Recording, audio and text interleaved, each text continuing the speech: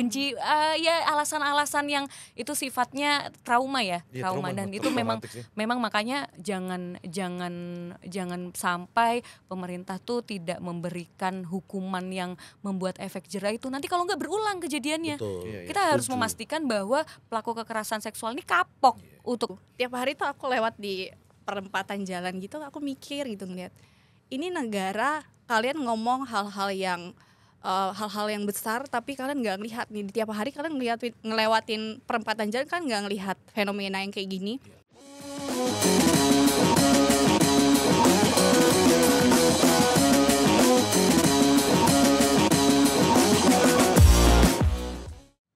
Halo teman-teman Keadilan TV, jumpa lagi di podcast Keadilan TV bersama saya Jerry. Kali ini saya didampingi sama host yang sudah lama nggak datang nih, sibuk banget nih. Bang Jun, apa kabar Bang Jun? Sehat Bang Jerry. Host yang sebelumnya Bang Arif nggak tahu entah kemana, lagi sibuk, cuman semoga lancar semua agendanya. Lagi ada tugas khusus. Iya. Kok keren kali kaosnya Bang? Tunjukin dulu Bang ke teman-teman Bang. Siap. Jujur, peduli, cerdas, padan ababan. Waduh, ini buat tamu ini kan kalau nggak salah. Enggak, ini apa nih Bang, sebagai kita apa namanya, menyuarakan jujur, ya. Jujur, peduli, cerdas ini ada artinya Bang. Oh iya, dalam nih. Kalau Pak Panda cerita ke kita bahwa jujur itu dipercaya. Jujur dipercaya, mantap. Jujur soal apa? Soal waktu. Jujur soal Rp1, Rp2. Akhirnya dipercaya. Nah, kalau peduli itu disayangi. Iya. Kalau kita peduli sama orang, kita kasih perhatian, pasti kita disayangi sama orang.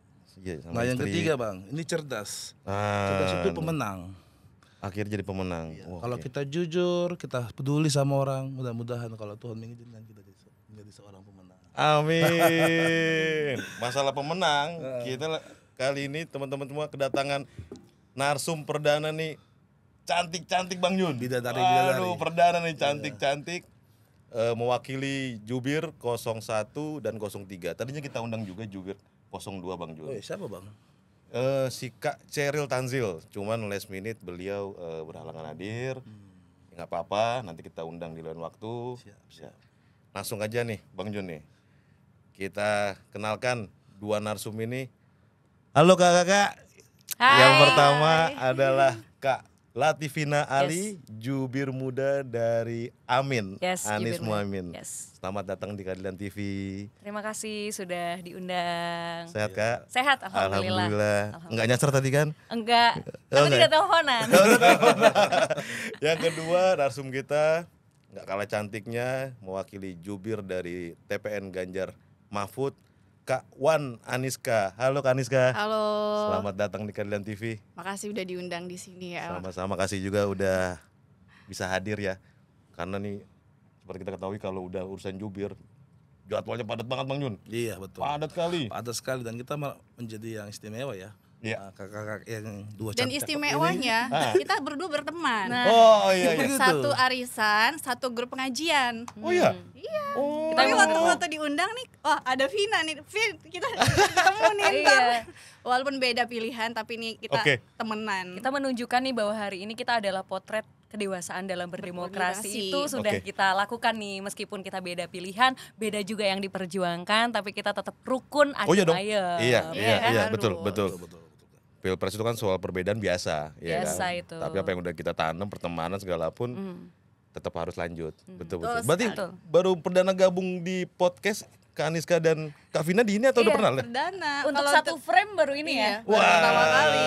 Ini satu frame baru ini. Suatu keistimewaan dan kehormatan ini. Jangan-jangan udah ada yang bisikin lagi, ini Vina sama Niska temenan diundang aja satu frame gitu nggak? Enggak, kita pure nggak ya? Kalau itu nggak tahu deh. Oke, jadi Kak Vina dan Kak Niska kita ngobrol-ngobrol sedikit Kak. Kita fokus di. Banyak juga nggak apa-apa. Banyak juga nggak apa-apa. Terima kasih. Fokus di soal perempuan nih. Perempuan dan Pilpres nih Bang Jun ya. Betul. Ya karena perempuan ini juga khususnya DPT ya. Sudah rilis memang dari KPU kan DPT perempuan itu 11-12 sama laki-laki. Gitu. Makanya kami pengen korek-korek sebagai jubir masing-masing paslon sejauh apa sih paslon masing-masing dari kakak ini semua 01 dan 03 peduli, aware, concern sama perempuan nih. Karena ya seperti kita ketahui sudah sering banget kasus-kasus permasalahan di perempuan ini, entah itu kekerasan, entah itu pendidikan, entah itu trafficking, itu udah dibilang kasus yang timbul tenggelam, intinya nggak pernah usai gitu. Yang kedua soal milenial khususnya, kakak-kakak semua, Kak Vina dan Niska mewakili kaum ceruk suara milenial ya, Gen Z nih sejauh apa sih bisa berkontribusi untuk Pilpres 2024 ini gitu. Tapi sebelum jauh ke situ, pertanyaan simpel dulu Kak, sederhana. Ringan-ringan dulu lah ya. Pemanasan dulu. Jangan langsung gaspol ya. Iya. Kak Vina dulu kali. Kenapa sih Anies dan Muhaimin? Kenapa Amin? Karena rekam jejak dan panjang yang sudah teruji. Mungkin teman-teman sudah pada tahu bahwa Pak Anies ini menunjukkan kepeduliannya terhadap bangsa ini itu jauh sebelum mengikuti kontestasi politik ya. Beliau dari muda sudah teruji menjadi aktivis, pernah menjadi ketua Senat Mahasiswa, kemudian pendidikannya juga bagus, mendapatkan beasiswa S2, S3 di Amerika, kemudian pulang ke Indonesia menjadi rektor termuda di usia 37 tahun, rektor termuda di Universitas Paramadina. Kemudian saat Mas Anies menjadi rektor, beliau juga menginisiasi gerakan yang namanya Gerakan Indonesia Mengajar.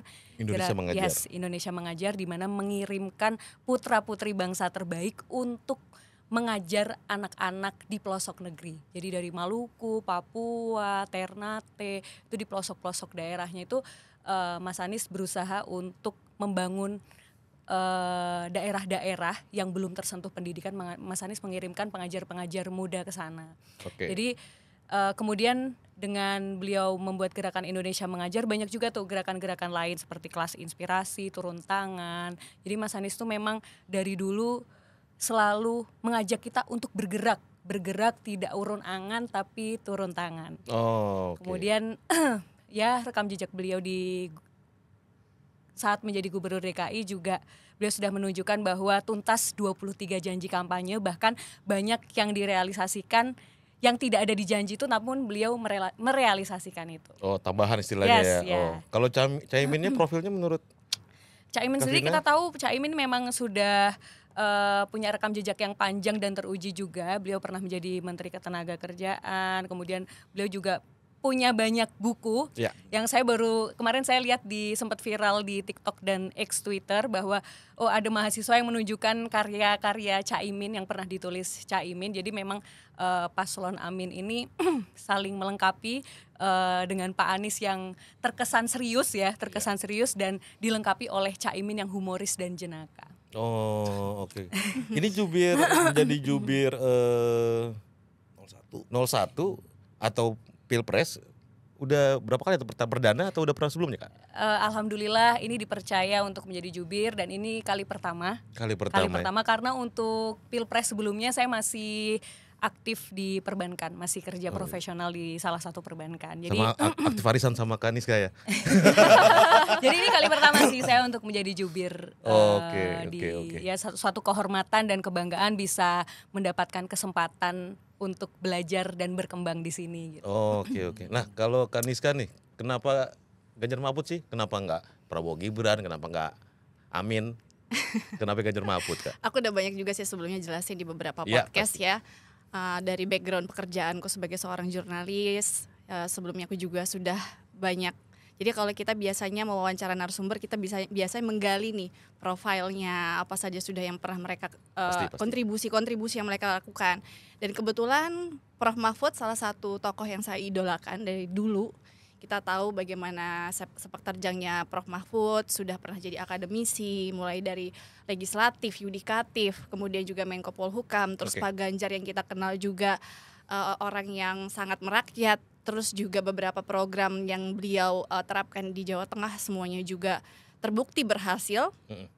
Dan kemudian waktu itu saya dikasih kepercayaan Niska menjadi jubir. Wah, ini sebuah kehormatan sekali. Dan sama dengan Vina, ini perdana. Perdana sebagai seorang jubir. Karena sebelumnya saya bekerja sebagai seorang jurnalis.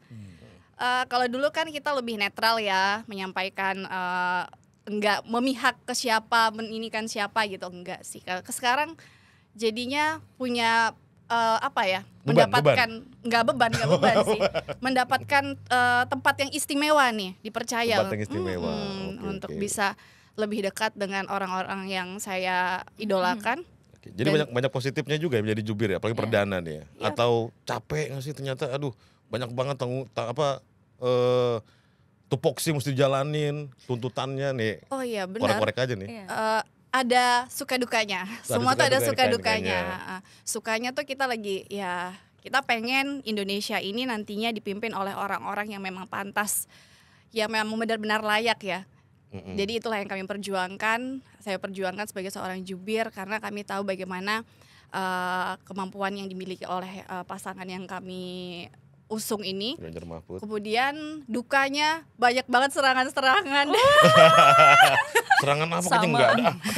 Yang penting bukan serangan fajar, yang jelas bukan serangan fajar ya. Serangan-serangan dari baik itu secara personal, kemudian mungkin dari pasangan lain yang fanatik ya. Kalau menurut aku mereka fanatik tanpa melihat dulu sisi positif dan negatifnya. Kadang suka diserang di sosial media, di komen negatif, kemudian juga sampai di DM Instagram, itu banyak banget. Sampai mengganggu kehidupan pribadi nggak sih Kak? Untungnya mental saya udah kuat banget. Udah kuat, jadi nggak perlu khawatir. Ini udah biasa ngadepin yang kayak gini. Iya udah biasa. Cuekin aja. Artinya bang terjun ke dunia politik udah siap mereka Pak. Oh iya, itu poin tuh. Iya udah tahu kan konsekuensinya apa. Oke. Nah, jadi kalau dikatain tuh ya anggap aja itu bumbu-bumbu kehidupan ya. Kalau kata Mas Anies, saya pernah sampaikan, saya pernah minta tips, Pak gimana sih caranya? Kok Bapak dikatain kayak gimana tetap bisa senyum, gak pernah marah, caranya gimana? Ya saya menganggap komentar-komentar buruk selama itu bukan kritik membangun, anggap aja itu noise. Tapi kalau itu sebuah kritik yang baik, yang itu membangun, menilai sesuatu tuh ada dasarnya gitu loh, berdasar itu kita anggap sebagai voice. Tapi kalau selama itu tidak membangun, ya anggap aja itu noise gitu. Dan saya sepakat sih sejak saya bertukar pikiran waktu itu, saya menerapkan apa yang beliau sampaikan, bahwa mulai sekarang ketika ada suara-suara itu saya akan menganggap itu noise. Sepakat sama Pak Anies ya? Iya, sepakat. Soalnya arahnya ke Aniska, jadi kayaknya kesepakat 03 gitu. Takutnya saya gara-gara elit tingkat atas 01, 03 udah sering ketemu Bang. Jadi ini bawah juga ngikut Bang, gitu ceritanya. Ini ngomongin salah 4 jari atau gimana? Gimana tanggapannya salah 4 jari, kan rame banget tuh. Ya kan 1 plus 3 sama dengan 4 jari. Kita sama-sama tahu lah. Itu mencoba comblangin gitu. Ngelihat ya tragedi politik sekarang di luar sana ada potensi bermesraan nih. Nah kakak-kakak nih mewakili jubir masing-masing, kita korek-korek. Setuju atau oke-oke aja tuh? Nggak ada itu gitu. Kalau terlalu sulit pertanyaannya, enggak. Kira-kira ada mengarah ke sana nggak? Ini ada pilihan call friend nggak? Wants to be a millionaire, bisa bantu. Kalau aku menganggap sekarang tuh kita pasti kita fokus terhadap gerakan yang ada di depan dulu. Kita fokus yang untuk 14 Februari dulu. Untuk gimana nanti hasilnya kita lihat ke depan. Yang pasti kita niat kita adalah sama-sama membangun Indonesia untuk menjadi negara yang maju, yang berkeadilan, yang sejahtera. Jadi prinsip-prinsip itu yang dipegang dengan cara dan proses yang baik tentunya ya. Itu aja sih kalau aku. Berarti kalau putaran 2 salah satu lolos, ada potensi 1-3 gabung? Ya kenapa enggak? Ya kenapa enggak kalau itu baik? Kan selama itu baik untuk Indonesia ya Niska ya. Poinnya di situ ya. Poinnya di situ. Untuk Indonesia dulu ke depannya ya. Ya kita ini kan persamakan persepsi bahwa kita di sini semua adalah kita sama-sama ingin membangun Indonesia menjadi negara yang lebih baik. Kanika juga setuju ya? Setuju ya, demi Indonesia ya. Demi Indonesia. Ini teman-teman penting, demi Indonesia semuanya kok. Demi rakyat ya. Nah, bukan demi kepentingan. Bingungnya kalau 1 sama 3 yang lolos Bang. Nah, itu gimana? Itu udah cerita. Baru pengen masuk. Udah cerita itu. Kalau 1 ke 3 agak jauhan mau duduk nanti. Enggak lah, tetap berdekatan lah. Tetap berdekatan. Teman kita. Iya, tetap. Tapi begini ya Kak Vina sama Kak Niska ya. Sebagai seorang perempuan ya, kita agak sedikit mengulik ke belakang ya soal kepemimpinan Pak Jokowi selama 10 tahun ini, 2 periode ini. Sebenarnya bagaimana sih Pak Jokowi ini dalam hal ya khususnya soal perlindungan terhadap perempuan dan anak.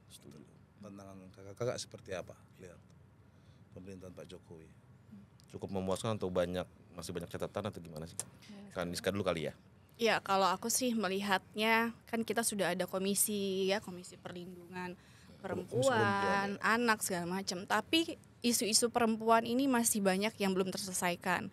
Baik itu kekerasan, pelecehan, perundungan, itu justru kayaknya akhir-akhir ini kita sering kan dihadirkan dengan berita-berita itu. Bahkan dari kampung aku sendiri ini kemarin beberapa waktu lalu lagi viral anak usianya 5 tahun. Itu dilecehkan sesama anak usia 5 tahun di sekolahnya. Itu di Pekanbaru. Kemudian ibunya minta pertanggungjawaban sekolah gimana nih? Gimana pertanggungjawaban sekolah? Karena ini terjadinya di lingkungan sekolah kan. Mereka ya lepas tangan, mungkin cari aman sendiri, tidak mau disalahkan atau reputasi sekolahnya jadi rusak. Kemudian juga ditanya waktu itu yang viral juga kepala dinasnya kasih jawaban itu hal-hal biasa, itu anak-anak pegang-pegang gitu kan hal yang biasa. Itu miris banget ya jawaban-jawaban yang kayak gitu.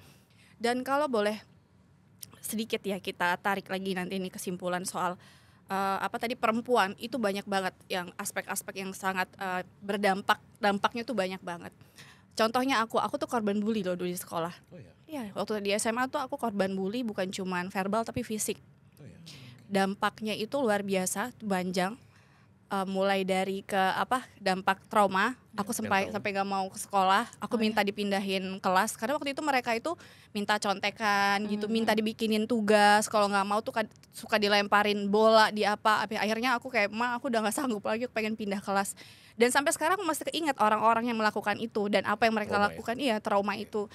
Dan ini jika terjadi ke generasi sekarang, kita akan menghadapi generasi bonus demografi 2045 ya. Betul. Kita akan menghadapi Indonesia emas. Bagaimana kalau seandainya anak-anak muda ini, perempuan yang nantinya menjadi harapan di kedepannya nih, dirusak di masa pertumbuhannya, tidak ada perlindungan, tidak tahu tempat mengadu kemana, ya mau gimana mau jadi Indonesia emas kan. Dan banyak kayaknya kasus-kasus ini mandek di tengah jalan, hilang gitu aja. Karena kadang si korban takut untuk melaporkan, takut speak up ya. Takut untuk melaporkan ini sebagai aib, belum lagi nanti jadi bahan perbincangan orang di sekelilingnya, apalagi di daerah-daerah itu dianggap hal yang aib banget kan. Kemudian orang-orang yang mau memberikan perlindungan hukum, ini tuh masih sedikit sekali kalau menurut saya. Maka dari itu sekali memberikan perlindungan. Memberikan perlindungan. Jadi biasanya akan kuat-kuatan siapa nih?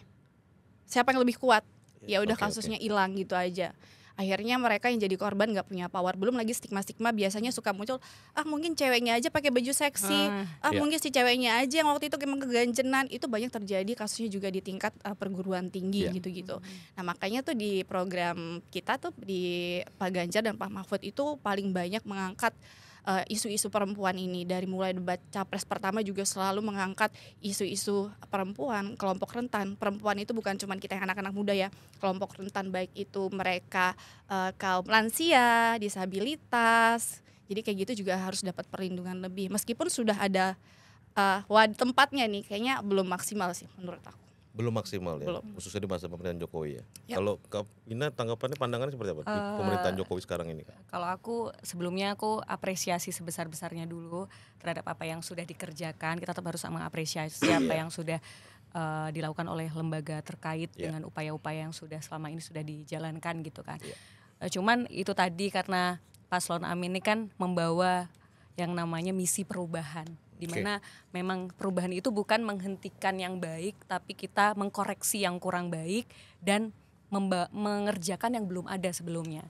Jadi kalau Pak Anies sendiri ketika menjabat sebagai Gubernur DKI itu ada hotline 24 jam untuk korban kekerasan, ada juga rumah aman. Kemudian itu laporan yang terintegrasi dengan yang menangani kasus. Jadi kepada pihak berwajib itu terintegrasi. Nah, kita ke depan pengen membuat program yang sudah dijalankan di DKI ini dibuat dalam skala nasional yang sudah Pak Anies kerjakan waktu di DKI. Jadi di mana kita memberikan rasa aman dan nyaman bagi orang-orang yang ingin melaporkan. Jadi kalau menurut data LBH Apik itu jumlah yang melaporkan data kekerasan yang berani lapor itu hanya 2%. Itu jumlahnya hampir 20.000. Itu hampir 20.000 itu cuma 2%. Rendah banget ya. Jadi bayangkan betapa banyak orang yang menjadi korban kekerasan tidak berani untuk melapor karena banyak yang tidak nyaman, banyak yang tidak nyaman untuk lapor ke institusi pemerintahan. Mungkin mereka merasa identitasnya tidak aman atau respon yang tidak diharapkan. Bahkan banyak victim blaming seperti yang tadi Niska sampaikan ya kan. Gak berani speak up relate ke situ. Ketika berani speak up terus malah dikata mungkin kamu ganjen kali, mungkin kamu pakaiannya terbuka kali, ada victim blaming seperti itu. Maka dari itu di program visi misi Amin nantinya kami ingin melibatkan NGO yang sudah terbiasa menangani kasus kekerasan perempuan. Jadi pemerintah ini jangan menjadi yang merasa paling tahu. Kita menggandeng kemitraan NGO yang memang sudah terbiasa untuk menangani kekerasan seksual ini dengan memperbanyak rumah aman, kemudian dari pencegahan. Jadi dikerjakannya itu harus end to end. Mulai dari pencegahan, penanganan sampai pemulihan. Juga harus didampingi psikolog para korban-korban kekerasan seksual ini. Nah, untuk rumah aman ini ada aktivasi rumah aman tergantung sesuai kebutuhannya, misalnya terjadi ada korbannya 10.000 ya 10.000 itu diaktifasi rumah amannya, dan rumah aman ini sifatnya rahasia. Jadi ini yang mau ngelapor nih jangan sampai mereka ngerasa nanti aku kalau di rumah aman disusul gimana ya, kalau aku ditemuin gimana. Jadi rumah aman ini memang sifatnya rahasia. Jadi nggak apa-apa kalau rumah aman rahasia asal bukan APBN kan yang dirahasiakan. Iya. Terkait program atau program lah ya kita bilang program Plason, ada catatan saya ada yang menarik tuh. Pak Anies pernah menyebutkan kalau nanti terpilih, ini ke 01 dulu ya, ada program untuk menangani keluhan perempuan yang sibuk bekerja, ada program daycare itu. Oh yes. Daycare itu cukup menarik tuh. Yes. Kenapa Prof Mahfud juga ada, cuman kita ke kakak dulu ya. Itu apa sih kak? Iya, jadi menurut data saya boleh sambil buka contekan. Boleh, ini bukan boleh. Contekan Mahkamah Konstitusi kalau kata Caimin. Mancing nih kami lagi ngebahas contekan ya. Iya kan gak boleh lihat contekan. Aku bacain data supaya nggak salah. Jadi menurut aku penting kita pakai data tuh bukan karena kita nggak menguasai, tapi karena saking banyaknya data jangan sampai kita salah menyebutkan angka. Itu bisa fatal loh. Ya kan? Selama yang dibawa itu adalah data yang bisa dipertanggungjawabkan, why not ya kan? Jangan lupa loh, otak kita juga ada terbatas memori. Iya, saking banyak yang dibaca kan. Monggo, itu sih. Jadi fenomena yang kita hadapi sekarang ini Mas, 1,7 juta dari 11 juta perempuan di usia aktif 21 hingga 24 tahun sering dibenturkan dengan pilihan, aku mau ngurusin anak atau aku lanjut kerja. Jadi ketika lanjut kerja ini perempuan tuh punya beban moral. Beban moral, dan ini saya pernah merasakan ini ketika saya dulu di instansi, saya pernah kerja di perbankan, itu banyak senior saya yang akhirnya memilih untuk resign karena nggak bisa jagain anak. Merasakan langsung nih kayak. Saya merasakan langsung. Banyak di lingkungan yang memilih untuk berhenti berkarir karena beban moral itu, karena kan memang di negara kita ini masih paradigmanya itu menjaga anak itu masih tanggung jawab perempuan gitu, meskipun sebenarnya kan menjaga anak itu kan adalah tanggung jawab bersama ya ayah dan ibu ya. Nah untuk daycare ini Pak Anies sudah pernah mengerjakan di Kemendikbud dan ketika bertugas sebagai Gubernur DKI itu waktu di Kemendikbud ada daycare di kantor kementerian, itu daycare-nya daycare terbaik level dunia dan dilengkapi dengan ruang laktasi. Nah kemudian kalau di Gubernur DKI Jakarta itu Pak Anies membuat 32 daycare di instansi Pemprov DKI termasuk Balai Kota. Itu saya waktu saya kan sempat ngantor di Balai Kota juga setahun terakhir sebelum beliau purna. Memang itu daycare-nya juga bagus. Daycare yang yang ada di sana. Jadi ibu-ibu yang bekerja di instansi pemerintahan itu di Balai Kota bisa menitipkan anaknya di istirahat jam kerja, bisa mompa ASI, kemudian sambil ngeliatin anaknya, memastikan anaknya sudah makan atau belum. Jadi itu punya anak tuh bukan lagi penghalang untuk wanita-wanita yang ingin terus berkarir, ingin terus berdaya. Nah, Paslon Amin komit untuk membawa program ini. Jadi kalau misalnya ngomongin daycare, ini bukan hal baru, tapi ini melanjutkan yang sudah pernah dikerjakan dalam skala yang lebih besar, skala yang lebih besar. Kecuali IKN ya. Nggak mau dilanjutin ya? Aduh. Kalau ini aku harus call a friend nih. Kalau Kak Niska gimana programnya? Iya, Kan ada 21 programnya Pak Ganjar program Mahfud unggulan, ya. iya. Program unggulan. Saya nggak tahu ini include di dalamnya atau di luarnya, ada tuh yang menarik. Nyiapin anggaran Bang untuk penanganan kekerasan perempuan, kalau nggak salah berapa ratus miliar gitu. Iya, jadi per ada tahun. menambah anggaran itu tadi Iya. untuk khusus kekerasan perempuan ya. Nah, itu Atau ada anggarannya. program lain yang lebih. Iya, tapi ada program ininya lagi nih. Boleh, Sebenarnya Kak, boleh, mirip Kak. sih dari programnya 01, menyediakan banyak tempat penitipan anak. Tapi ada yang lebih menarik lagi buat saya. Apa tuh, Kak? Sama dengan ceritakan sama Vina, itu juga terjadi di saya. Saya dulu kerja, saya udah punya anak kebetulan kan. Waktu itu ditawarin bekerja setelah melahirkan. Tapi waktu itu usia anak saya masih 4 bulan. Saya tanya sama perusahaannya, kira-kira menerima nggak ya seandainya nanti saya mau pumping ASI, saya dikasih waktu nggak ya, disediakan tempat atau enggak. Ternyata perusahaan tidak bisa memberikan wadah nih untuk ibu yang baru melahirkan. Jadi waktu itu akhirnya karir saya berhenti karena itu. Ya, Kewajiban saya sama, sebagai seorang ibu, kewajiban saya sebagai seorang ibu harus ya mengasihi anak saya. Tapi di sisi lain saya juga pengen berkarir. Akhirnya saya harus memilih untuk jadi ibu rumah tangga, di rumah ngurusin anak full.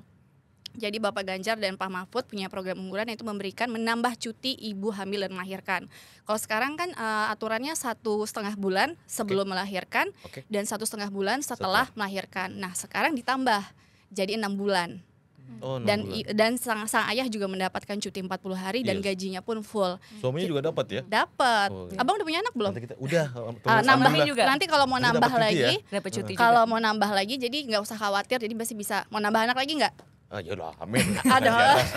Di atas. Nah, Amin. jadi kita berkaca deh. Jadi masyarakat Finlandia itu masyarakat yang ini udah ada indeksnya, orang masyarakatnya paling bahagia karena memang Finland hal-hal ya? seperti ini tuh diperhatikan banget. Kayak mereka bisa dapat cuti sampai 105 hari, ayahnya bisa mendapat cuti 54 hari gitu. Karena tadi memang Vina juga udah sampaikan, aku setuju banget, tugas mengurus anak itu bukan cuma tugas ibu. Iya. Tugas bapaknya juga mendampingi si ibu, karena pada saat aku udah punya anak yang melahirkan, itu mental tuh sangat butuh iya didampingin butuh Ya, support ya, system. betul, Kalau enggak betul, tuh bisa kacau, mental Betul. kita bisa down banget. Makanya ada baby blues segala macam.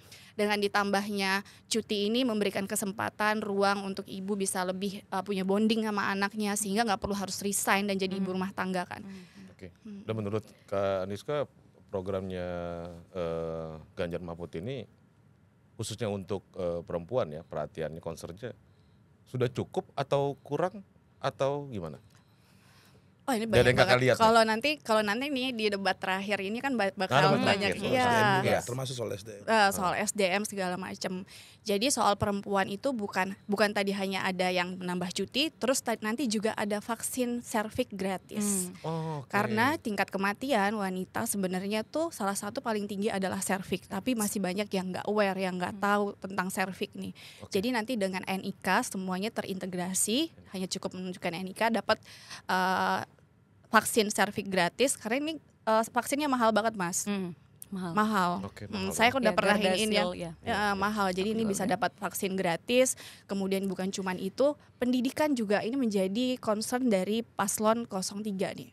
Oke. Jadi pendidikan ada salah satu program yaitu 1 sarjana di 1 keluarga miskin, tujuannya untuk memutus rantai kemiskinan. Karena memang ini bukan cuma sekedar visi atau misi ya Mas ya. Ini juga berdasarkan dari apa yang sudah Bapak Ganjar, Prof Mahfud belusukan tiap hari menemui masyarakat, mendengarkan aspirasi mereka, tampung apa sih sebenarnya yang diharapkan, apa sih sebenarnya yang sangat diperlukan oleh masyarakat. Mereka tampung itu semua dan itu yang mereka sampaikan pada saat debat. Jadi pada saat debat berdasarkan pengalaman yang mereka dengarkan di lapangan, harapan-harapannya apa, terutama tadi kayak pendidikan itu juga menjadi nomor 1 karena jika ingin punya ingin mendapatkan, sekarang kesulitan, banyak banget yang kesulitan mendapatkan lapangan pekerjaan ya. Yes. Gimana kalau pendidikannya nggak bisa menempuh pendidikan yang baik, tapi nggak nantinya mumpuni ya. kami juga berkomitmen bukan cuma pendidikan yang baik, yang gratis, tapi juga berkualitas agar bisa bersaing secara global nantinya. Ini saya nggak ada 02 sih bang. Pengen gue tanya nih, makan siang gratis jadi nggak apa enggak nih? Nanti boleh di WA jadi. Aku mau nambahin, Silakan, mau nambahin dikit. Tadi yang disampaikan di Paslon Amin juga akan ada cuti ayah. Yang mana ini cuti ayah ini sebenarnya sudah berlaku ketika Mas Anies bertugas sebagai Gubernur DKI. Cuti ayah 40 hari itu sudah berlaku di DKI dan nantinya kita harapkan kalau Pak Anies mendapatkan amanah akan menjalankan program itu dalam skala nasional. Jadi memang kita tuh negara harus hadir untuk mendorong peran ayah agar kita tidak menjadi negara fatherless. Ya benar, itu emang negara harus hadir untuk mendorong peran ayah dan supaya orang-orang nih paradigma bahwa merawat anak ini tugas ibu nih mulai tergeser nih, bahwa tugas merawat anak kodrat perempuan itu cuman mens, melahirkan, menyusui. Selainnya itu bukan kodrat. Merawat anak, beres-beres rumah itu bukan kodrat, itu pekerjaan bersama. Jadi itu yang ingin negara harus hadir untuk mendorong peran ayah. Itu tadi juga dengan ayah yang punya waktu cuti 40 hari itu diharapkan bisa menemani fase perubahan sang ibu dari yang melahirkan kemudian sekarang harus menyusui. Itu dikerjakan bersama. Itu bisa mengurangi potensi baby blues kan banyak ibu yang baby blues karena fasenya berubah nih dari yang hamil kemudian harus ngurus anak, begadang segala macam. Kelelahan nggak ada support system itu. Nggak ada support system. Nah ini makanya negara itu memang kami meyakini bahwa negara memang harus mendorong peran ayah dan mulai menggeser paradigma bahwa merawat anak itu tugas perempuan. Nih mas-mas nih udah bantuin mas gimana di rumah nih? Ayahnya ke kita banget Tapi begini gimana ayo? Bantuin nggak? Bantuin pasti. Siaga ya. Siaga. Untungnya istilah pasutri itu sangat kami junjung tinggi kok. Ya betul. Tapi sebentar nih, menarik nih pernyataannya Kak Vina. Sebenarnya kalau yang Kakak sampaikan itu kan bicara soal kesetaraan ya. Sebenarnya kan kalau soal kesetaraan kan sudah dilakukan lah sama pemerintahan Jokowi dan sebelum-sebelumnya. Tapi saya menarik sebenarnya tim dari paslon nomor 1 dan 03 ini pingin kita ajak soal penegakan hukumnya gitu loh. Kita kan soal penegakan hukumnya kadang-kadang setengah-setengah hati. Takut inilah, takut itulah. Kalau soal fasilitas sih sepertinya sih udah ini ya, artinya kalau di busway atau di kereta api ada khusus perempuan gitu ya. Tapi soal penegakan hukumnya. Nah, ini ketika soal ada perempuan ada yang 20.000 gitu ya. Ya kan Kak? Itu habis itu seperti apa langkahnya? Nah, itu kalau dari tim 01 dan 03 bagaimana melihatnya nih masing-masing paslon? Kalau dari Amin sendiri itu tadi ya kita semua terintegrasi dari mulai pelaporan kemudian penanganan sampai dengan pemulihan dan memastikan bahwa pelaku kekerasan seksual itu mendapatkan hukuman yang menjerakan, bukan hanya setimpal tapi menjerakan. Seperti kita lihat di negara-negara lain nih, di Korea misalnya yang sering nonton drama Korea nih pasti tahu pelaku kekerasan itu ada pakai apa sih yang pokoknya ditandain kan, ditandain kalau bisa di-track bahwa dia ini adalah pelaku kekerasan seksual. Jadi harus ada pemerintah harus berani untuk menegakkan hukum sekeras mungkin, memberikan efek sejera mungkin untuk para pelaku kekerasan seksual. Dan kita harus semua lapisan masyarakat harus memastikan bahwa pemerintah benar-benar memberikan hukuman yang memberikan efek jera tersebut. Iya. Harusnya sih Pak Jokowi itu keras terintegrasi sih. Pak Jokowi ngomongnya drakor mulu ya kan. Kita kan jarang nonton drakor. Ada Prof Mahfud. Karena kita harus jujur, kekerasan seksual ini hampir sama seperti narkoba. Benar. Dan juga Betul. Tapi maksudnya tindakannya beda gitu loh. Tindakan ketegasannya itu terhadap orang yang narkoba itu beda sama orang yang terlibat kekerasan seksual. Padahal ini penting. Padahal ini penting dan gitu itu loh. traumanya bisa seumur hidup loh. Betul. Orang yang kena pelaku sebagai korban kekerasan seksual tuh traumanya bisa seumur hidup itu.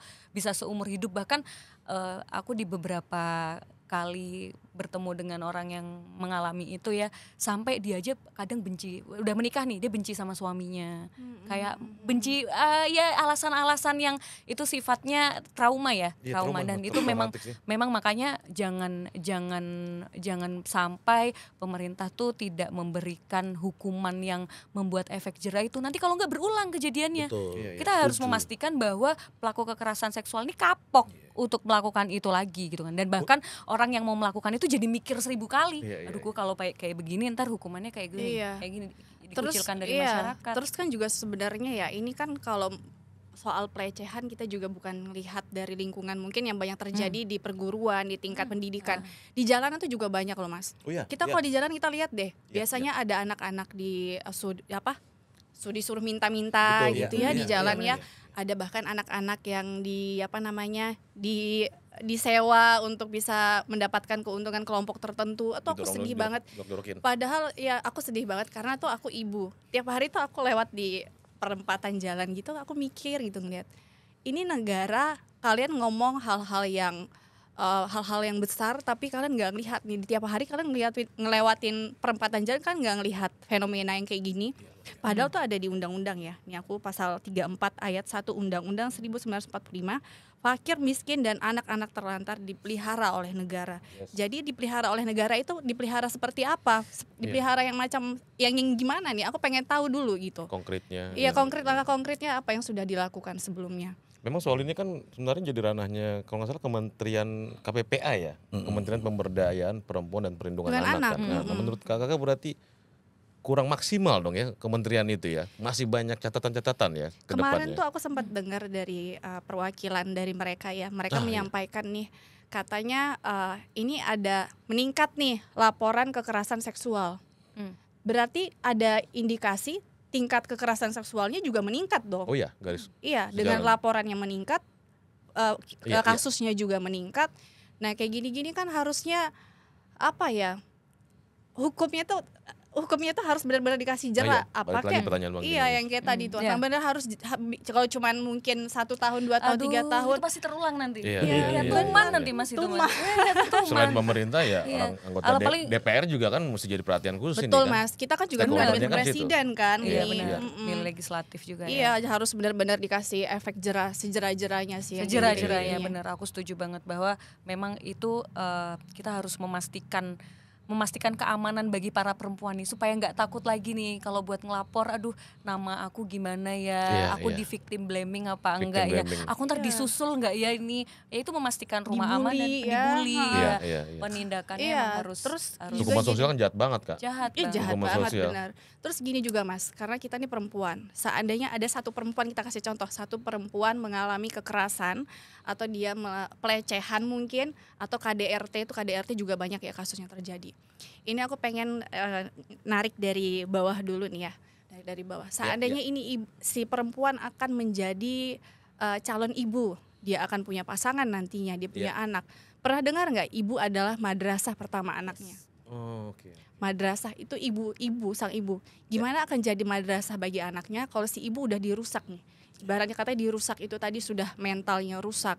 Kemudian juga sudah tidak punya motivasi untuk, bahkan banyak yang bunuh diri loh, banyak yang tidak mau keluar rumah, tidak ada motivasi hidup, tidak ada motivasi lagi untuk berkembang atau maju kan.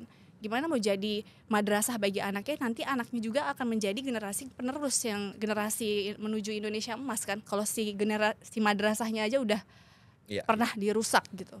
Miris sih Kak, kita sama perempuan dan banyak juga terjadi bukan cuma kekerasan, di antara kita masih banyak perempuan yang nggak support perempuan. Nah, banyak banget. Harusnya kita woman support woman ya. Tapi malah banyak nih victim blaming itu datang dari perempuan sendiri. Benar. Iya kan? Kamu mungkin bajunya keseksian kali. Mungkin kamu suaranya tuh kamu centilan. Banyak Mas yang kayak gitu. Woman support woman ya. Iya, harusnya. Di kaum kami laki nggak ada gitu, men support men nggak pernah.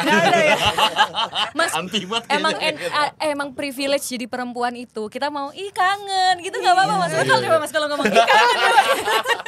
Salah bangkunya nih. Privilege jadi perempuan tuh gitu Mas. Jadi kangen banget. Kamu cantik banget, coba kalau Masnya bilang, kamu ganteng banget gitu, coba Mas.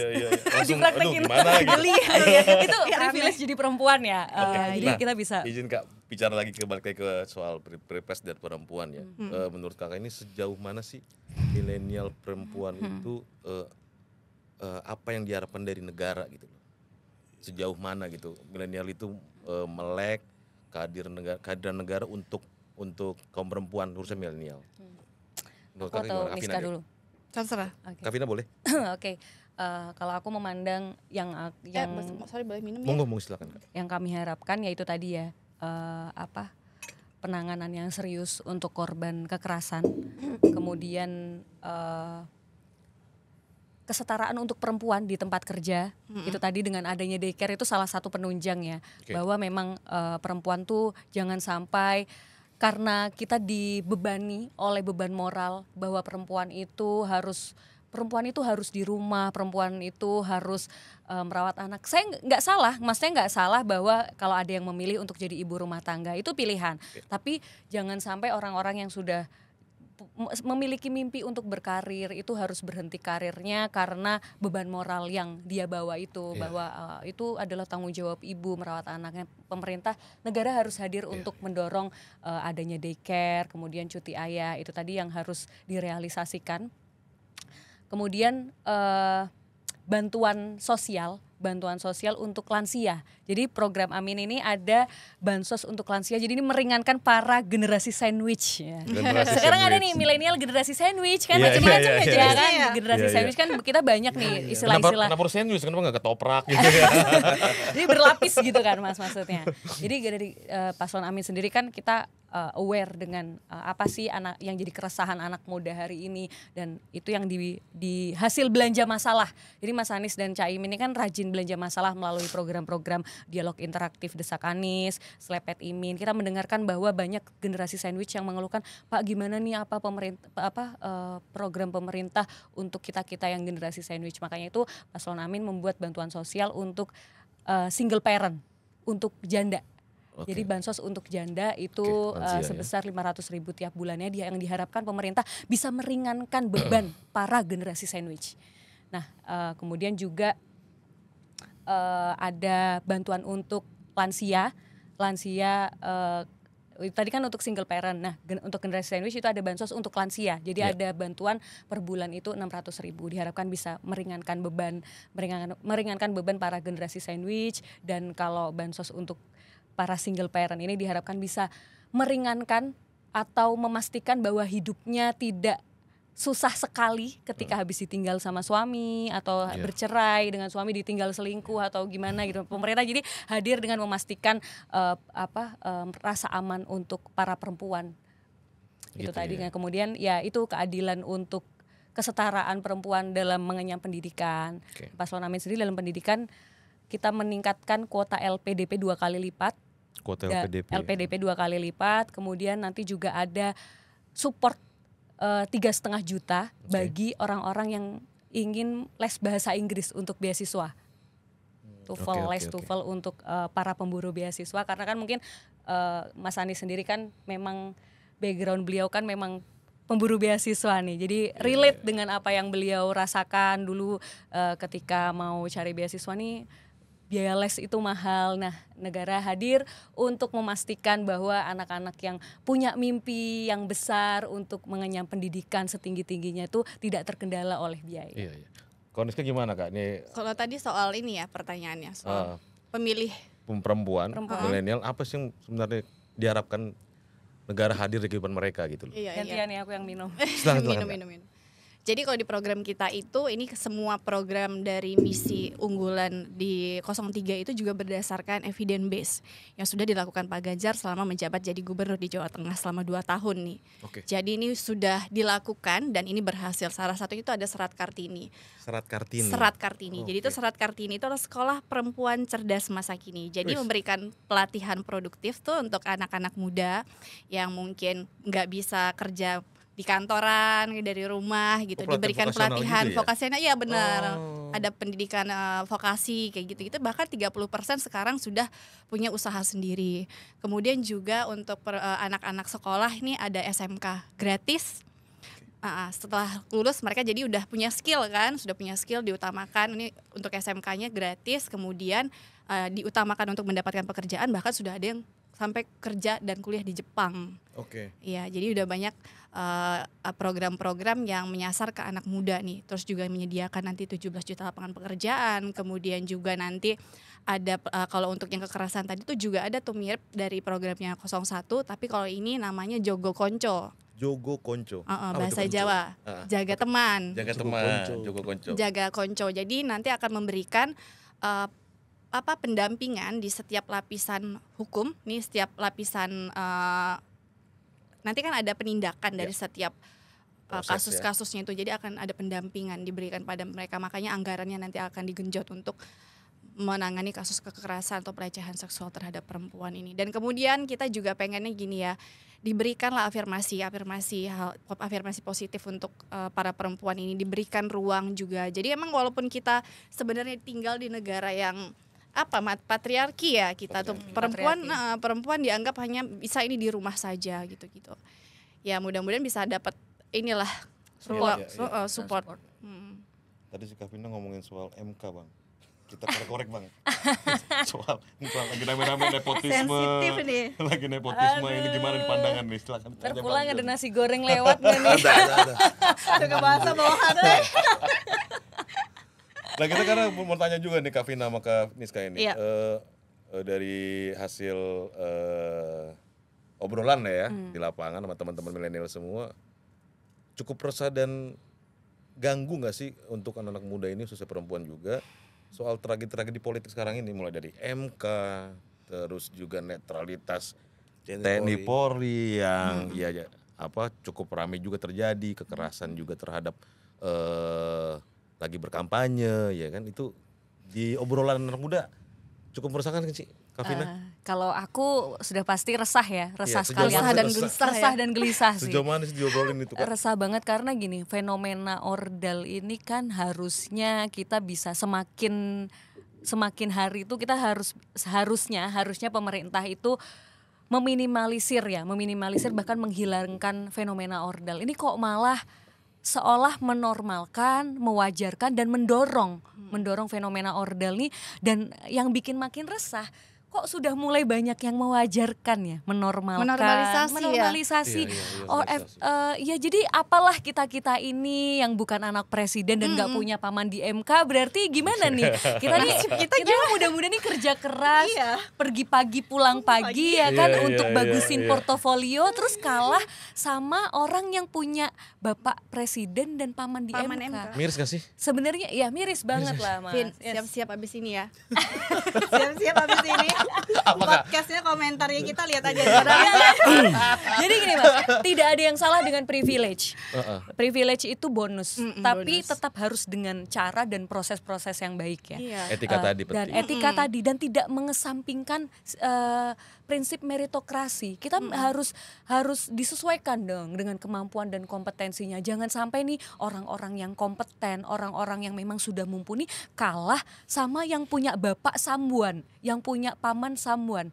Nggak apa-apa kalau misalnya ada privilege, tapi kamu buktiin dong kalau kamu emang mampu di situ, kamu memang kompeten di situ. Jangan kita menomor sekiankan, bahkan menghilangkan prinsip meritokrasi itu. Mas sedih Mas. Udah 2 tahun jadi wali kota lah, belum cukup. Iya, jadi wali kota karena apa Mas? Sebelumnya? Nggak tahu deh. Bahkan ada bisnis ada yang gini Mas, aku sedihnya bahkan salah satu partai yang hari ini jadi anggota, 2 hari kemudian langsung jadi ketua. Itu bagaimana proses pengkaderannya Mas? Bahkan jadi ketua OSIS saja lebih susah Mas. Aku zaman SMP lihat. Lupa kayak Kaisang ya? Kita nggak nyebut. Kita nggak nyebut loh. Lupa soalnya. Karena kan ini kan kita kan bicara soal milenial sekarang. Iya. Kan. Ya, Kaisang juga termasuk salah satu milenial. Milenial. Jadi saya mempertanyakan bagaimana proses kaderisasi di partai tersebut. Bahkan ketika kita SMP SMA ini, jadi ketua OSIS itu susah loh. Susah. Dari kelas 1 udah harus aktif organisasi, baru kelas 2 bisa mencalonkan jadi ketua OSIS. Door to door ke kelas-kelas menyampaikan visi misi, berada debat argumentasi dengan calon ketua OSIS lain. Ini ada ujuk-ujuk hari ini mendaftar partai, masuk partai, kemudian 2 hari kemudian jadi ketua. Di mana sistem pengkaderannya? Kasihan dong orang-orang yang sudah lama di situ, lama ada di partai tersebut gitu. Melihat backgroundnya juga sebelumnya juga bukan yang concern aktif di politik gitu loh, ujuk-ujuk gitu. Iya, terus kan mereka mewakili anak muda, tapi sayangnya yang dihadirkan, ditampilkan ke anak-anak muda bukan hal-hal yang menurut aku ya, bukan hal-hal yang mengedukasi ya kayaknya. Joget-joget gemoy, Aduh. nggak apa-apa ya disebut. Aku takut loh sebenarnya agak sensitif karena Gimana ya etikanya? Soalnya nih di tim kita, Mas Aiman itu tahu kan kasusnya Mas Aiman kan dia. Lagi rame tuh. Itu kan karena waktu itu Mas Aiman masih jadi jurnalis sebelum itu kan beliau wajar dong itu investigasi, namanya juga jurnalis, aku juga pernah investigasi. Terus sekarang dikriminalisasi, kemarin HP sempat ditahan. Dan itu kan HP Pak Haritanu sifatnya datang ya. Iya, itu sifatnya kan rahasia. Kita kan punya strategi-strategi semua di sana. Kenapa harus ditahan gitu? Jadi kita sekarang agak takut nih menyampaikan hal-hal kayak gitu, jangan-jangan nanti kita dipanggil lagi nih, Nah, makanya itu Pak Anies kemarin bilang Wakanda no more, Indonesia forever. Jangan sampai orang-orang kita ini takut menyebut negara kita aja takut. Karena itu tadi banyaknya pasal karet UU ITE yang akhirnya disalahgunakan, Mas. Nah, itu yang harus pasal-pasal karet itu ya. Pasal-pasal karet itu yang kemudian digunakan sesuai dengan kebutuhan. Yang berkepentingan. Nah, ini Mas yang jadi seharusnya ini saya yakin untuk orang-orang yang masih terawat idealismenya akan resah atas apa yang terjadi hari ini. Tapi mudah-mudahan ya dengan banyaknya kejadian-kejadian yang menurut aku di luar nalar nih kayaknya bikin kaget. Mudah-mudahan masyarakat tuh lebih bisa melek lagi, sadar ternyata ini nggak bener nih. Wah ternyata ini nggak. Masa kita mau balik lagi ke zaman Orde Baru gitu ya kan. Menurut kakak sampai saat ini anak muda kita cukup terawat nggak sih demokrasinya atau ideologinya, cita tanah airnya, atau udah mulai agak berkurang dengan masuknya budaya asing, digitalisasi ini obrolan warung kopi yang kakak-kakak serap ya, gimana pandangannya Kak? Mereka tuh sekarang masih banyak yang, ya memang banyak yang sudah mulai kritis, kayak gitu sudah mulai kritis, sudah mulai menyampaikan pendapat-pendapat mereka. Tapi juga kalau yang aku perhatiin banyak di antara mereka juga sekarang jadi takut nih, karena ada beberapa kasus juga anak-anak muda akhirnya dikriminalisasi nih, diduga jadi munculkan isu-isu melakukan tindakan ini kayak yang waktu itu tuh ketua BEM UI tahu nggak kasusnya yang diduga melakukan melakukan kekerasan seksual. Waktu itu dia vokal kan menyampaikan beberapa hal. Jadi akhirnya sekarang yang aku perhatiin yang vokal tuh anak-anak di TikTok ya. Joget oke gas gitu. Jadi kalau aku menilai ini pembodohan ya. Maksudnya gimmick-gimmick yang berlebihan. Gimmick tuh boleh asal porsinya jangan mendominasi gitu. Kalau yang fenomena yang aku lihat hari ini ya semoga aja nanti akan banyak yang perlahan tersadarkan ya bahwa ya negara kita ini terlalu besar untuk diselesaikan dengan sekedar berjoget gitu kan. Nggak bisa, negara ini tuh nggak bisa, permasalahan kita ini ke depan akan kompleks sekali. Pembodohan apa sih menurut Kakak ini? Ya itu ya nggak usah pidato, lihat saya joget saja ya. Itu kan menurut aku ya yang di mana nih, kita nih harusnya dipertontonkan dengan tarung gagasan, pertukaran kayak kemarin ide, ya yang kita debat yang kemarin yang ke Cawapres kan. Jadi orang nggak ngelihat isi debatnya, orang lebih ngeviralin gimmick itu. Jadi orang udah nggak fokus lagi apa sih yang disampaikan oleh Cawapresnya, yang harusnya ini temanya penting untuk dibahas, banyak ini kan bagus banget untuk dibahas, untuk diangkat apa aja. Tapi kebanyakan gimmick, akhirnya yang viral gimmicknya kan. Apa yang mau diiniin? Ini Indonesia tuh negara yang kaya, luas banget. Kita mau dihadirkan, disuguhkan dengan gitu mau sampai kapan sih? Ini kan bukan main-main ya membahas negara. Tapi aku mau apresiasi untuk anak-anak muda yang hari ini memilih untuk berani bersuara. Ya, berani bersuara, bisa masih banyak kok yang bisa menilai secara logis dan realistis gitu kan, bahwa fenomena desak Anies ini kemarin kan di Pak Ganjar ada gelar tikar Ganjar dan tabrak Prof. Ya, kemudian ini desak Anies ini kan udah episode ke-21 nih. Yang udah jalan dari Oktober tahun 2023 itu sudah berjalan. Kita waktu itu sebenarnya sempat pesimis, apakah memang anak muda hari ini tuh suka dengan pembahasan yang serius, ini mau nggak ya ngobrol serius ini, ya kan? Kok kayaknya sekarang nih sukanya yang joget-joget aja. Padahal kan kita lagi cari leader ya, bukan dancer ya. Kok kayaknya lebih seru yang di situ gitu loh. Jadinya aku, tapi waktu itu akhirnya ya seperti Mas Anies selalu meyakinkan kami bahwa kita gerak aja, kita gerak dan konsisten. Jadi komitmen Mas Anies untuk membawa budaya politik baru yang mencerdaskan, kampanye yang mencerdaskan dengan adanya dialog terbuka yang interaktif, banyak belanja masalah terhadap anak muda, kemudian petani, nelayan, yang mana itu sudah dilakukan oleh Paslon Amin, bahwa ya memang kita itu harus rajin belanja masalah untuk tahu nih apa yang harus diselesaikan, masalah di lapangan itu apa. Kan nggak bisa dong Mas, masalah di negara ini diselesaikan dengan joget dan bagi susu gratis. Susunya kan gulanya tinggi lagi, ya kan? Iya, nggak bagus juga buat kesehatan kan. Bukan solusi stunting loh. Bahaya juga harus asam folat, asam sulfat yang Iya, ya kan. Makanya bener. Tabrak Prof gimana? Tabrak Prof juga soal wah, concern dengan anak muda juga cukup aktif ya. Kalau nggak salah kan ada juga kemarin kita ngundang Yonglek ya. Oh, Yonglek, dia kan lagi ada program sama Tabrak Prof, peluru tak terkendali ya. Iya, peluru yang tak terkendali. Jadi ada juga kalau Pak Ganjar itu kan gelar Ganjar tuh. Terus nginap di rumah-rumah masyarakat dermaga. Itu juga sudah dilakukan selama beliau menjadi gubernur sih, bukan baru saat pencapresan saja. Jadi gimana sih mendengarkan itu dari tingkat langsung mendengarkan aspirasi mereka. Kita tahu apa permasalahannya. Jadi kita tahu cara menyelesaikannya seperti apa dari masyarakat, karena ya presidennya rakyat kan, harusnya bukan presiden yang konglomerat kan yang kita pilih kan. Tuanku ya rakyat. Iya, tuanku ya rakyatku. Kemudian Tabrak Prof juga gitu.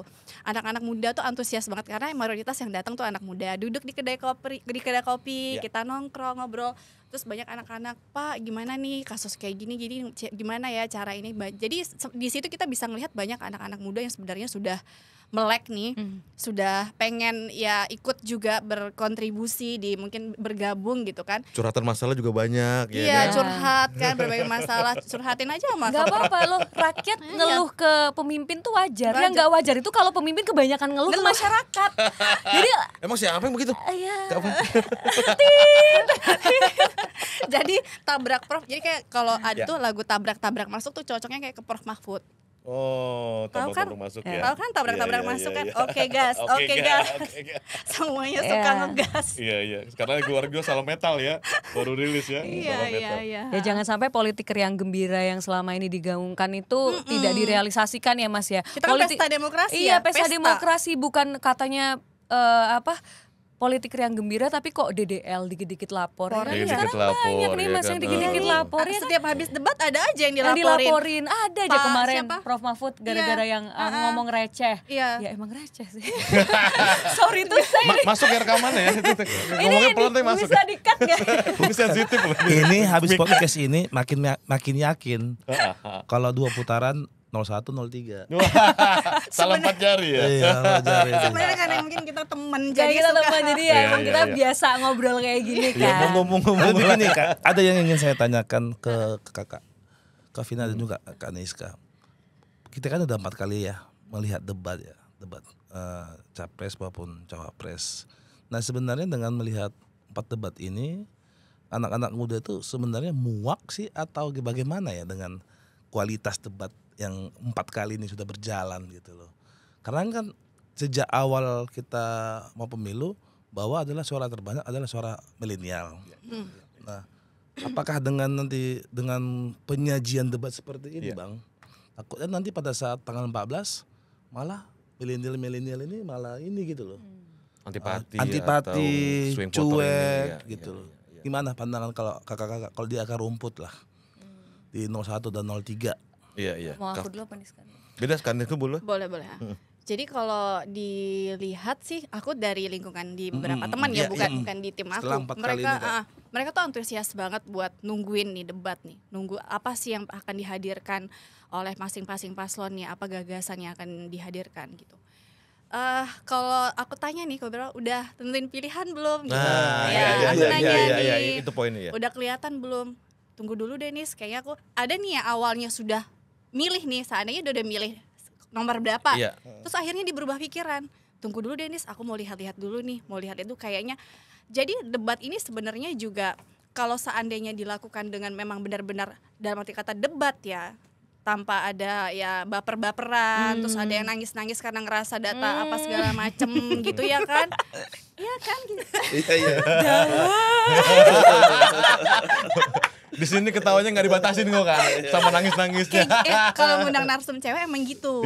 Emang agak ada sedikit nabrak-nabrak ya. Nggak mau, yang penting nggak nabrak konstitusi. Iya, nggak nabrak konstitusi. Kita ngikutin. Jadi ya kayak gitu akhirnya ada yang menguntungkan juga, yang kayak gini-gini akhirnya mungkin orang juga udah muak ya. Emang ada gimmick-gimmick gitu, kalau kebanyakan gimmick orang juga enak ngelihatnya. Iya. Jadi bener ya, anak muda juga ya gimmick juga ditonton, kualitas juga tetap diperhatikan Iya, kan. harus. Kualitas debat masing-masing paparannya ya. Ya mudah-mudahan ini kan debat terakhir masyarakat makin sadar ya, Vin ya, makin melek lah ya, mereka bisa menilai secara cermat, menilai secara ya apa sih ini gagasannya, apa sih misinya ini, apa sih ini apanya untuk negara ke depannya nih, sumbangsihnya apa gitu. Itu penting banget sih. Jadi nilailah, jangan karena fanatik, kan kita fanatik cinta mati kata orang itu, cinta mati banget tapi nggak ngelihat ininya, gagasannya apa yang dia akan diberikan untuk negara kita. Jadi untuk debat nanti 03 udah siap ya? Sangat siap, karena semuanya itu sangat dikuasai oleh Pak Ganjar, karena semuanya juga itu banyak banget prestasi-prestasi yang sudah Bapak Ganjar peroleh pada saat menjabat, baik itu jadi anggota legislatif kan, waktu itu juga pernah jadi anggota legislatif, dan juga sebagai gubernur di Jawa Tengah. Jadi kami pasti sangat siap. Oke, dari 01 gimana nih Kavina? Kalau aku ya itu tadi ya, gimmick itu intermezzo aja. Jangan sampai gimmick itu mendominasi. Tetap kita fokus pada substansi ya. Jadi kalau aku melihat debat ini adalah panggung orkestrasi utama. Jadi jangan sampai kita lagi bahas apa di debat terus mintanya ngopi 5 jam di forum lain gitu kan. Ya dijelaskan aja di situ, kalau ada data ya dibuka. Di situ kita di debat itu kalau bilang nggak cukup waktunya 2 menit, itulah yang namanya pemimpin dipersiapkan. Itu forum terhormat loh. Iya, forum terhormat, di pesta dan demokrasi itu forum kita resmi. Indonesia Iya. loh. Dan makanya ya itulah yang namanya pemimpin itu harus punya kemampuan untuk mengelaborasikan ide dan gagasan dalam waktu sesingkat mungkin, seefisien mungkin gitu kan. Pernah lihat debatnya ini nggak? Debatnya ini calon presidennya Amerika, lebih kan menyeramkan lebih kan? menyeramkan. Dan Indonesia belum ada apa-apanya. Malah di debat yang Amerika tuh malah literally personal. Kalau yang kemarin nggak ada yang personal. Kalau dianggap ngasih nilai itu personal, itu salah kaprah. Ngasih nilai itu yang dinilai adalah kebijakan, yang dinilai adalah kinerja, bukan personal. Personal tuh kayak kamu kok tambah gendut sih, kamu kok kurus banget kayak orang kurang gizi, itu personal. Jadi jangan sampai masyarakat kita ini dididik untuk bias melihat mana itu personal, mana itu serangan yang substantif.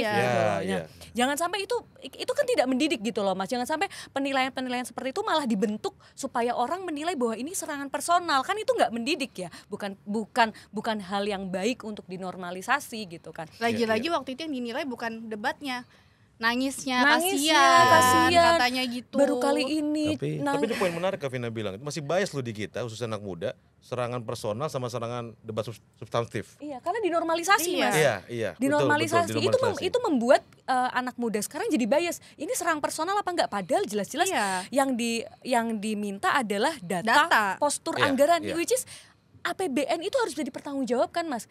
Bayangin aja, kita disuruh iuran, tapi orang yang megang iuran kita bilangnya rahasia. Gimana, sakit hati enggak loh ya kan? Berarti tuh belum pernah ikut arisan. Ya mungkin ya. Mesti belajar sama dua kakak cantik ini ya. Kita nih karena kita ada arisan, jadi kita ngerti nih uang iurannya, ngerti dong, harus dipertanggungjawabkan dong. Jangan di sampai tingkat arisan loh itu. Di tingkat arisan loh. Apalagi ini negara ratusan triliun, Bos. Ya masa bilang ini rahasia, nggak bisa kayak gitu kan.